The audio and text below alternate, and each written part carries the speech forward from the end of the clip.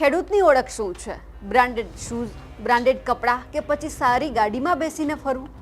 જો ખેડૂત branded shoes, branded કપડાં કે પછી સારી ગાડીમાં બેસીને ક્યાંક જાય, કોઈ મોંઘીદાર જગ્યા પર જાય તો જ તેને પ્રવેશ મળે.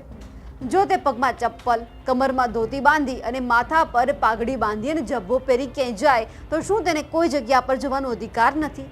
આ કપડામાં શું ખરાબી છે? શું અલગ છે?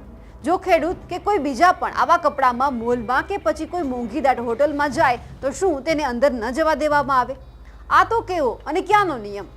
શું મોલ કે મોંઘી રેસ્ટોરન્ટના પાયા નખાયા હશે ત્યારે આવા નિયમો પણ બનાવવામાં આવ્યા હશે કે આ જગ્યા પર ફક્ત બ્રાન્ડેડ સાજ શણગાર કરીને આવે તેને જ અંદર આવવા દેવામાં આવશે?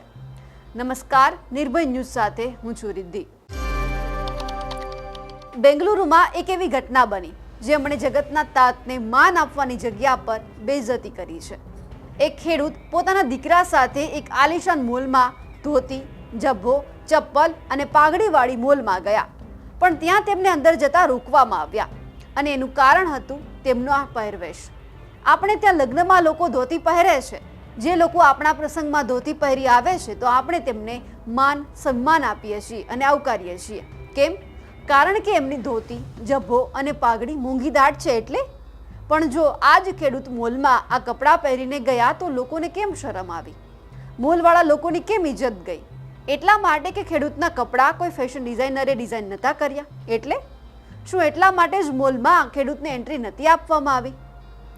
આ મોંઘા અને ચમકદાર બેંગલુરુમાં એક દીકરાને એવું થયું કે હું પણ મારા પપ્પાને મોલમાં લઈ જાઉં અને ફિલ્મ બતાવું.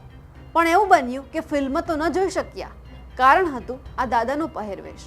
મોલના સિક્યુરિટી ગાર્ડને દાદાનો આ પહેરવેશ ન ગમ્યો અને દાદાને મોલમાં ન જવા દીધા. 16 જુલાઈની આ વાત છે. એક ખેડૂત અને તેનો દીકરો મોલમાં ફિલ્મ જોવા માટે ગયા, પણ સિક્યુરિટી ગાર્ડે તેમને અંદર ન જવા દીધા અને કહ્યું કે જો અંદર જવું હોય તો તમે તમારા દીકરાની જેમ પેન્ટ શર્ટ પહેરીને આવો તો જ હું તમને અંદર જવા દઈશ. આ સાંભળી દીકરાને ન ગમ્યું અને તેમણે ગાર્ડને સમજાવવાનો પ્રયત્ન કર્યો, પણ ગાર્ડ એકનો બે ન થયો અને ખેડૂતના દીકરા અને સિક્યુરિટી ગાર્ડ વચ્ચે બોલાચાલી થઈ અને ખેડૂત આ બધું જોઈ ડરી ગયા અને અચાનક તેઓ આ બંનેની વચ્ચે આવી ગયા અને બોલવા લાગ્યા, અમે ક્યાંક બહાર ગયા હતા એટલે અમે સીધા જ અહીં આવ્યા છીએ. મને કપડાં બદલવાનો સમય નહોતો મળ્યો. પરંતુ સિક્યુરિટી ગાર્ડે એવું કહી દીધું કે તમને અંદર તો નહીં જવા દેવામાં આવે. આ સાંભળી દીકરો તેના પપ્પાને લઈને ઘરે ગયો અને સોશિયલ મીડિયામાં એક વિડીયો બનાવી અને મૂક્યો કે મારા પપ્પાને જે જબ્બો, ધોતી, ચપ્પલ અને પાઘડી વાળીને હું મોલમાં લઈ ગયો હતો તો અંદર ન જવા દેવામાં આવ્યા.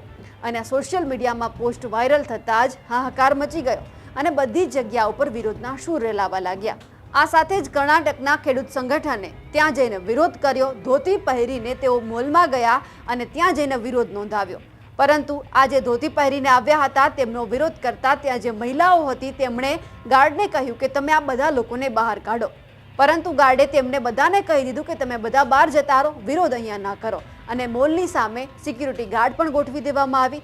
કેમ? કારણ કે જે આ લોકો ધોતી પહેરીને આવ્યા હતા તે અંદર જઈને કોઈ જાતનો વિરોધ ન કરે. પરંતુ જેટલી આ સોશિયલ મીડિયા પોસ્ટ વાયરલ થઈ કે તરત જ ગાર્ડને એવું થયું કે આપણે આ ખેડૂતની માફી માંગવી જોઈએ. એટલે કે મોલના જે માલિકો હતા, સુપરવાઇઝર હતા, તેમણે બધાએ મળીને આ ખેડૂતને અંદર બોલાવ્યા અને તેમને શાલ ઓઢાડીને સન્માનિત કર્યા. પણ ક્યાંક એવું લાગે છે કે પહેલા કપડાને લઈને તમે અપમાનિત કરો છો, પછી તમે શાલ ઓઢાડીને તેમનું સન્માન કરો છો. આપણા સમાજમાં પણ આવા ઘણા બધા લોકો છે જે પહેરવેશના નામે ઘણી બધી વાતો કરે છે, પરંતુ તે પોતાની વિચારધારણા છે તે નથી બદલતા. કર્ણાટકમાં જે આ ઘટના બની બેંગલુરુની અંદર, તેવી જ ઘટના હજુ એક બેંગલુરુમાં જ બની છે. એક દાદા પોતાને માથે એક સામાનનો ટોપલો બાંધીને ઊભા હતા અને કપડાં એમના મેલા હતા અને જ્યારે તેઓ મેટ્રોમાં ચઢવા ગયા ત્યાંના કર્મચારીઓએ તેમને રોકી લીધા અને કારણ શું હતું કે તેમના જે કપડાં ગંદા હતા એ. ત્યારે આ જે બેંગલુરુ શહેર છે, આખા દેશભરમાંથી લોકો અહીંયા આઈટી માટે આવે છે, અલગ અલગ શહેરોમાંથી લોકો આવે છે. પરંતુ આ ચમકદાર શહેરોમાં જો લોકોની કપડાને જોઈને તેમની હેસિયત મપાતી હોય તો આ શહેર ચમકદારને લાયક જ નથી. એક ખેડૂતને પોતાના કપડાં જોઈને જો અંદર ન જવા દેવામાં આવતા હોય તો આપણી સંસ્કૃતિ તો એવી છે કે આપણે આપણા જે પહેરવેશ છે તેમનાથી ઓળખાઈએ છીએ. જે ખેડૂત છે તેમનો પહેરવેશ એવો જ છે કે પગમાં ચપ્પલ, જબ્બો, કમરે ધોતી બાંધેલી અને માથે પાઘડી વાળેલી. અને કોઈ પણ જગ્યા પર જાય તેમને જવા દેવા જોઈએ. પહેલા તમે અપમાનિત કરો, પછી સન્માનિત કરો. આ તો ક્યાંયનો ન્યાય નથી. અમારા અહેવાલ વિશે તમારું શું કહેવું છે કમેન્ટ કરીને ચોક્કસથી જણાવજો. સાથે જ નિર્ભય ન્યૂઝને લાઇક, શેર અને સબસ્ક્રાઇબ કરવાનું ભૂલશો નહીં. નમસ્કાર.